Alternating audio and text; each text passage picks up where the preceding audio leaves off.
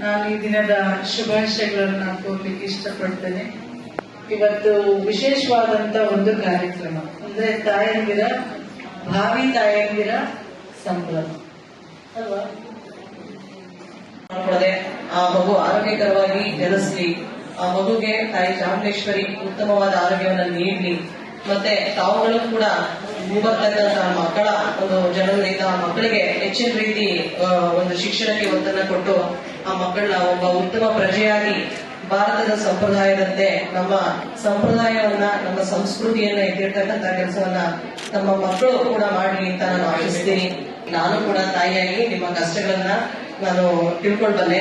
2 ಜೀವವನ್ನ ಹೊತ್ತು ಇವತ್ತು ಈ ಒಂದು ಕಾರ್ಯಕ್ರಮದ ಕೇಂದ್ರ ಬಿಂದುವಾಗಿದ್ದವೆಲ್ಲರೂ ಕೂಡ ತುಂಬಾ ಖುಷಿಯಿಂದ ಬೇಗ ಬಂದ ಈ ಕಾರ್ಯಕ್ರಮದಲ್ಲಿ ಕಾದುಕೊಳ್ತಿದ್ರಿ.